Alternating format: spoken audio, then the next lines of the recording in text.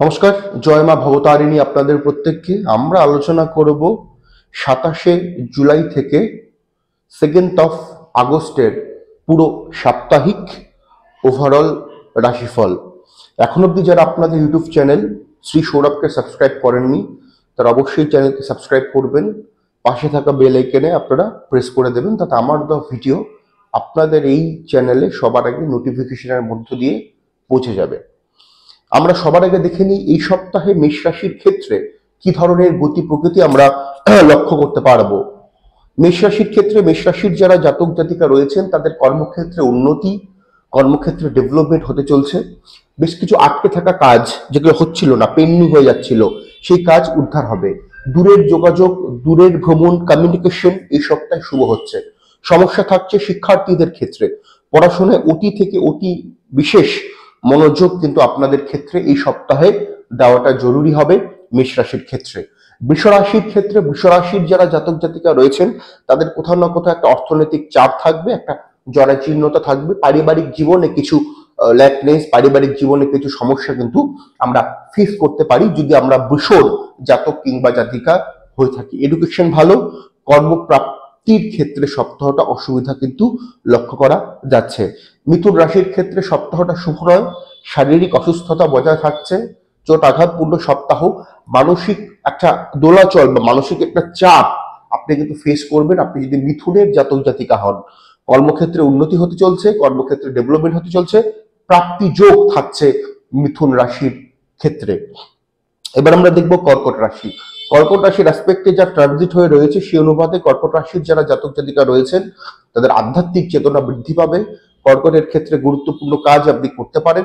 কর্কট রাশির ক্ষেত্রে বেকারদের কর্মের একটা সুন্দর যোগাযোগ হতে চলছে, ব্যবসায়িক আদান প্রদানের জায়গাটা কিন্তু সুন্দর হতে চলছে কর্কট রাশির ক্ষেত্রে। তবে কর্কটের কিন্তু পারিবারিক কিছু অস্থিরতা হতে পারে এই সপ্তাহে। সিংহ রাশির ক্ষেত্রে এই সপ্তাহে এডুকেশন ভালো হচ্ছে, রিসার্চ ভালো হচ্ছে, উচ্চশিক্ষার জায়গাটা যথেষ্ট ভালো। সিংহ রাশির ক্ষেত্রে ব্যবসায়িক ক্ষেত্রে কিছুটা সমস্যা হলেও যারা চাকরি করছেন সরকারি বা বেসরকারি সেখানে কোনো গুরুতর সমস্যা হবে না বলেই আমার বিশ্বাস। দাম্পত্য জীবন ভালো, প্রেমের সম্পর্কে কিছুটা গোলযোগ লক্ষ্য করতে আমরা পারবো। এবার আমরা দেখে নেব কন্যা রাশি।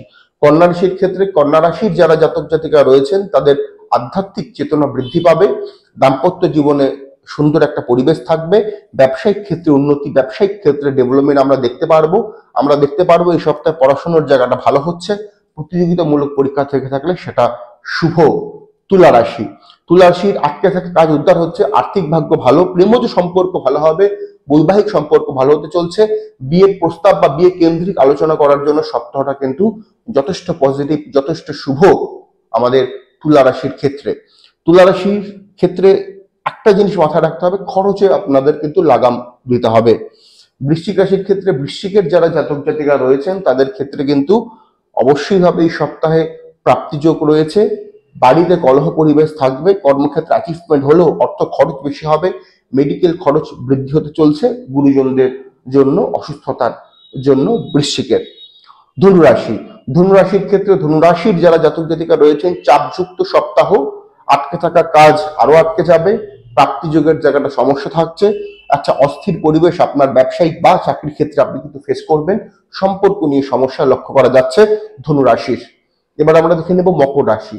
মকর রাশির ক্ষেত্রে মকর রাশির যারা জাতক জাতিকা রয়েছেন তাদের ক্ষেত্রে কিন্তু সপ্তাহটা শুভ নয়।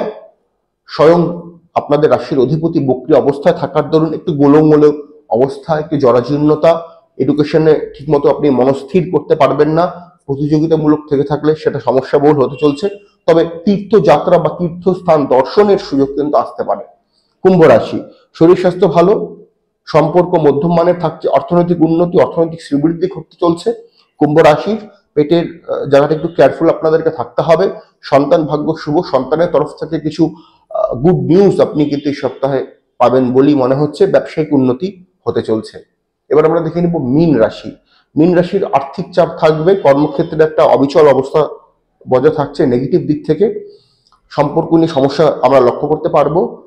কোনো রিস্ক ফ্যাক্টর নিয়ে কাজ করবেন না, অর্থনৈতিক বিনিয়োগ করবার ক্ষেত্রে, ইনভেস্টমেন্ট করবার ক্ষেত্রে কিন্তু বুঝুন ইনভেস্ট করবেন, দামি কোনো কিছু ক্রয় এই সপ্তাহে আপনারা করবেন না, ডকুমেন্টস নিয়ে কোনো সমস্যা হতে পারে মীন রাশির এই ক্ষেত্রে। চোট আঘাত বা পায়ে কোনো পেশিতে কোনো চোট আঘাত কিন্তু ঘটতে পারে, সে বিষয়ে কনসিয়াস থাকুন মিনের জাতক এবং জাতিকারা। এই ছিল আমাদের ওভারঅল আলোচনা। মেষ থেকে মীন অবধি যারা পুরো ডিটেল জানতে চান আপনাদের জন্মকুণ্ডলী সম্বন্ধে, তারা অবশ্যই আমার সাথে সরাসরি চেম্বারে কনসাল্ট করতেই পারেন। প্রত্যেকে আপনারা ভালো থাকুন, সুস্থ থাকুন, সঠিক জ্যোতিষ তথা বৈদিক জ্যোতিষের পাশে থাকুন। নমস্কার।